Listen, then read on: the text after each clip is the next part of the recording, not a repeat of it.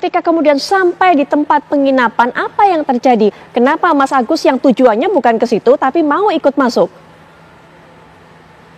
Ya karena dia yang gonceng, Bu. Saya mau loncat tidak berani, Bu. Gitu. Maksudnya tidak berani? Kalau memang ternyata tujuan Anda bukan di situ, bukan di tempat penginapan dan di kampus, kenapa mungkin Anda tidak pergi, tidak meninggalkan wanita itu, tapi kenapa malah ikut masuk ke dalam? Bagaimana? Ya, gini Bu, karena pada di motor itu saya tidak berani loncat, Bu, gitu. Baik. Dan yang kedua karena sampai di sana itu dia mungkin suka sama saya dan mungkin saya suka sama gitu, Bu. Baik, yang saya pertanyakan adalah ketika kemudian sampai di penginapan, ini bukan merupakan tujuan Mas Agus, kenapa Mas Agus masih mau mengikuti wanita itu? Jika yang itu yang Mas Agus katakan, bahwa ini keinginan wanita itu, kenapa Mas Agus kemudian tidak pindah, ataupun juga tidak meninggalkan dan pergi ke tempat tujuan asli Mas Agus, yaitu ke kampus? Karena dia bilang suruh masuk, saya masuk, nah setelah masuk itu, dia yang bukain baju celana saya dan dia buka sendiri gitu. Disuruh ya. Mas Agus ikut, kemudian mau masuk, kemudian tadi masalah membuka baju, itu keinginan dari wanita tersebut. Masalahnya adalah kenapa Mas Agus mau sampai kemudian masuk ke kamar, ataupun juga sampai wanita tersebut membuka baju dan sebagainya. Kenapa Mas Agus masih mengikuti keinginan wanita itu? Kenapa? Iya, karena atas dasar saya suka sama dia dan dia suka sama saya karena dia yang bukain gitu, Bu, gitu. Tetapi setelah atas dasar suka itu, dia setelah dia melakukan itu sama saya, dia yang pakaiin baju, dia yang membersihkan lagi. Nah, seketika setelah itu dia menelpon seorang temannya, Bu. Dia bilang, tunggu saya di Islamic Center, dia bilang. Tetapi sebelum kamu sampai di sana, saya tidak bisa berhenti, dia bilang gitu, Bu. Nah, setelah itu dia kembali naruh HP-nya di helmnya. Nah, terus bertemulah, diputer-puterin lagi, bertemu di Islamic Center. Nah, seketika kayak ada kejadian, Bu, yang dimana kejadian seperti ada tuduhan ini, tuduhan itu. Nah, satu orang yang memfoto saya. Baik. Dan saya hanya diam, Bu, gitu. Kalau memang dia tidak suka sama kita, untuk apa dia bukain saya, Bu, gitu. Baik. Ya, itu sangat jelas membuat-buat ya, karena jadi begini, saya lanjutkan mungkin dari yang tadi saya sempat jelaskan. Silakan, ya, silakan. Bahwa pada saat korban sedang duduk-duduk sambil membuat konten di Taman Udayana, itu pelaku Agus datang untuk mengajak korban berkenalan. Kemudian di situ pelaku berusaha untuk mengambil simpati dari korban, sampai akhirnya korban percaya bahwa si pelaku ini tidak bermaksud apa-apa, hanya ingin berbincang-bincang saja. Nah, kemudian tadi terjadi satu momen di mana pelaku mengarahkan korban untuk melihat ke arah utara, di mana di sana terjadi satu adegan yang membuat si korban ini merasa terkejut hingga menangis dan ketakutan. Yang kemudian si pelaku ini mengajak korban untuk berpindah tempat ke tempat yang lebih belakang, di mana tempat itu lebih sepi, tidak ada orang, untuk menghindari adegan itu. Nah, dan itu juga membuat korban masih percaya karena memang tidak ada kecurigaan saat itu dari sisi korban. Tapi kemudian dalam proses perjalanan dari satu titik ke titik yang di belakang teras Taman Udayana itu dari situ pelaku sudah mulai banyak membicarakan tentang hal-hal yang berkaitan dengan masalah pribadi korban, baik itu keluarga, masalah perkuliahan, masalah asmara, seksualitas dan lain sebagainya, yang kemudian membuat korban ini merasa ada beberapa hal yang kenapa akurat, beberapa hal kenapa bisa akurat begitu. Dan di situ korban bertanya-tanya sambil merasa ketakutan, bertanya-tanya pada dirinya sendiri dan merasa ketakutan. Sampai akhirnya di belakang, di bagian belakang Taman Udayana, di situ korban kemudian diberitahu oleh si pelaku bahwa kamu sekarang sudah terikat dengan saya, karena saya sudah mengetahui seluk-beluk tentang kamu, saya sudah mengetahui hidup kamu, saya sudah mengetahui semua masalah kamu.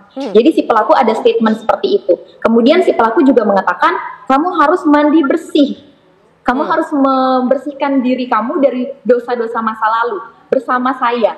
Begitu. Jadi kemudian si korban menolak maksudnya. Korban di situ menolak. Korban mengatakan bahwa saya sedang berpuasa dan urusan taubat saya bisa taubat sendiri. Saya tidak mau mandi bersih dengan kamu seperti itu. Nah, pada saat korban menolak seperti itu, si pelaku ini kemudian mengancam korban dengan mengatakan bahwa kalau kamu tidak mau mengikuti permintaan saya, maka saya akan membongkar semua hal yang saya tahu tentang aib-aib kamu kepada orang tua kamu. Dan bagaimana kemudian si korban percaya dengan itu? Karena korban melihat bahwa dari keterangan-keterangan tadi saat perjalanan pindah titik itu, si pelaku itu ada beberapa hal yang akurat, sehingga korban merasa, oh mungkin juga si pelaku ini tahu tentang orang tua saya, karena dia punya keterikatan dengan saya yang tadi bilang sama pelaku itu. Sehingga kemudian korban di situ ketakutan seperti itu. Iya. Tentunya untuk bisa menilai kondisi mental seseorang, kita perlu melakukan pemeriksaan secara langsung ya. Tapi kalau melihat dari kasus yang ada, kita melihat adanya indikasi kemungkinan ini suatu manipulasi psikologis. Karena ada perbedaan cerita antara korban-korban yang nggak cuma satu nih. Ya, yang speak up mungkin ada beberapa nih yang akan memberikan informasi. Ada beberapa cerita yang bisa dibilang serupa dan ada cerita dari terduga pelaku yang berbeda. Berbedanya sangat bertolak belakang. Nah, kalau kita melihat seperti ini, kita perlu menduga dulu apakah ini ada suatu manipulasi psikologis yang sedang dilakukan bahkan tidak hanya kepada korban, kepada kita semua. Untuk bisa, mungkin kita jadi merasa bersalah kalau kita, iya ya kok kita menuduh dia, misalnya gitu. Kan dia seorang difabel. Contohnya, atau kita jadi merasa, iya juga ya, jangan-jangan beneran suka sama suka. Kita jadi ikut terbawa dengan manipulasi yang disampaikan gitu oleh terduga pelaku. Walaupun memang semua akan perlu pemeriksaan dan pembuktian ya. Tapi prinsipnya, ketika kita menghadapi ada kasus di mana seseorang melaporkan adanya pelecehan seksual, adanya kekerasan seksual, itu betul-betul harus kita terima dan kita tindak lanjuti dengan serius. Ini yang membuat tindakan kekerasan seksual itu terlalu menjamur dan banyak dan tidak ada sanksi yang jelas kepada pelakunya. Karena ketika orang melapor, dia malah jadi pihak yang disalah-salahin. Yang diduga, kamu ini kali kegeeran aja kali, salah kira kali, mana mungkin. Dan ini yang harus hati-hati sekali dalam kita mengatasi kasus-kasus pelecehan seksual. Karena kalau menurut saya, kejahatan yang paling keji adalah kejahatan seksual. Dampak psikologis untuk korban itu luar biasa. Bahkan lifelong, bisa seumur hidup dia mengalami trauma. Mengalami trauma akibat kekerasan seksual. Sehingga ini kita perlu betul-betul berhati-hati. Dan kalau melihat dari sekilas tadi ya, cuplikan video, kita lihat bahwa si terduga pelaku ini cukup smart, pandai berbicara. Dan ketika tadi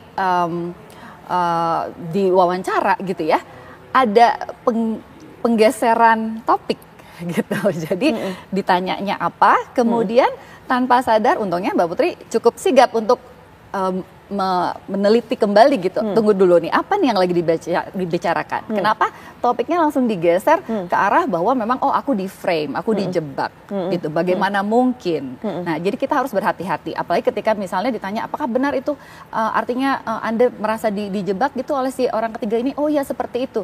Nah, jadi ada informasi yang belum tentu konsisten, dan kalau kita melihat ada bertolak belakang, kita harus lihat terlebih dahulu mana yang kayaknya memang lebih bisa kita yakini sebagai apa yang terjadi real. Karena memang seseorang yang jago manipulasi sangat mudah memutarbalikkan fakta atau melakukan gaslighting, di mana korban juga jadi ragu, apa iya ya? Jangan-jangan saat itu aku memang, jangan memang aku yang mau ya, atau aku yang bodoh ya. Jadi bisa ya menempatkan korban seperti itu ya? Bisa dengan manipulasi psikologis, yaitu suatu tindakan yang ditujukan untuk menginfluence dan juga mengendalikan. Jadi mempengaruhi dan mengendalikan seseorang yang kerugiannya ada pada lawan bicaranya, gitu, pada orang tersebut. Itu manipulasi. Nah, apa aja sih tekniknya? Bisa dengan rayuan, seduksi, pujian-pujian, flattery, sugesti. Sugesti itu seperti kayak prinsip-prinsip hipnosis. Sama halnya seperti banyak orang yang tertipu ya, kalau misalnya tertipu oleh orang yang modusnya penipuan, dia bicara banyak, kita tanpa sadar ikut nih ke ATM misalnya gitu. Kan itu butuh perjalanan proses kan. Nah, ini sama, ketika orang bertanya-tanya, kok bisa ya ikut ke hotel sambil kendarain motor misalnya. Bisa sekali ketika seseorang itu dipengaruhi secara psikologis. Baik, kalau ini sudah berulang kali ya, selain ahli berbicara, dia tahu bagaimana cara memainkan kondisi psikologis seseorang. Artinya gini, dia bisa melihat nih apa kelemahannya, kerentanannya, cepat bisa didapat gitu ya. Mungkin dengan berbincang-bincang digali informasi pribadi, kemudian didapatkan satu titik kelemahan, itu menjadi kuncinya. Gitu. Mungkin ditanya misalnya ya akun media sosial, sehingga bisa dideteksikan misalnya dia tinggalnya di mana atau akan dicari informasi lebih lanjut. Sehingga bisa jadi korban, wah dia sudah tahu tentang hidup saya, pribadi saya, atau mungkin ada rahasia-rahasia pribadi, atau ada hal-hal yang tanpa sadar akhirnya korban mau melakukan, jadinya itu yang dia pegang sebagai informasi yang bisa disebarluaskan, misalnya seperti itu. Dan itu sangat bisa membuat seseorang akhirnya merasa terintimidasi di bawah tekanan, mengikuti apa yang diminta ya atau disuruh oleh si terduga pelaku. Nah itu kalau kita bicara tentang apa yang biasanya terjadi pada kekerasan seksual. Penetapan tersangka itu berdasarkan alat bukti yang sah, ya.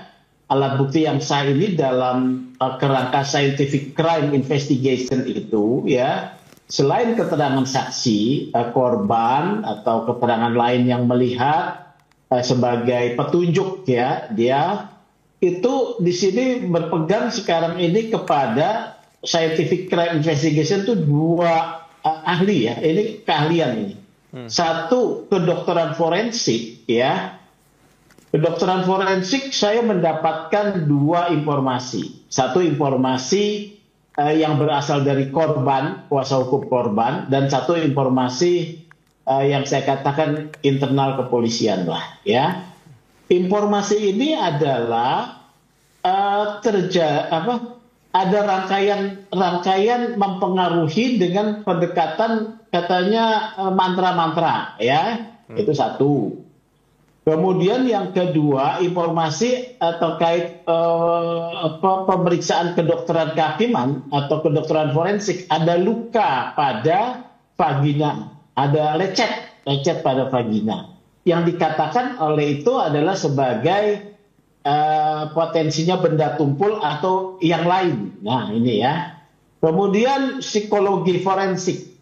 Agus katanya punya kemampuan daya lakukan seperti itu. Ya. Dan peristiwanya juga adalah yang dituduhkan itu terjadi dari rangkaian dari tempat mereka bertemu, naik motor, mencari tempat homestay, diboncengin sama si korban, kemudian dibayar hotelnya, homestay-nya oleh si korban, mereka masuk dan ada rangkaian perbuatan, ya. Di saat Agus dibukakan bajunya dan katanya Agus membuka legging dengan menggunakan kaki dan juga celana. Nah, ruda paksa. Itu rangkaiannya. Kalau yang itu kan menjadi janggal ya kalau ruda paksa. Tetapi kalau ini menjadi sebagai satu pelecehan seksual itu bisa saja tidak mengarah ke ruda paksa, persentuhan tubuh.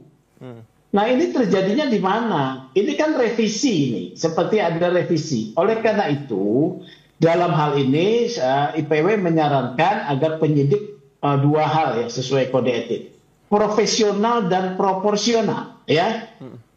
Dalam hal profesional tentu prosedur-prosedur diterapkan, hukum materialnya dengan tepat dikenakan. Sudah paksa atau pelecehan ya. Jangan bias. Kemudian proporsional juga apa yang mau dituduhkan dan kapan peristiwanya. Beda antara pertemuan di lokasi, misalnya Agus menyentuh tubuh tanpa persetujuan dari korban, sudah kena itu. Ya, sudah kena. Tetapi kalau misalnya di dalam ruangan, ini apa? Gitu. Nah, yang kedua, Agus berhak mendapatkan pendampingan hukum yang baik. Dan juga sesuai dengan KUHP, Agus berhak mengajukan keterangan yang meringankan, ahli maupun saksi. Demikian. Oke, baik.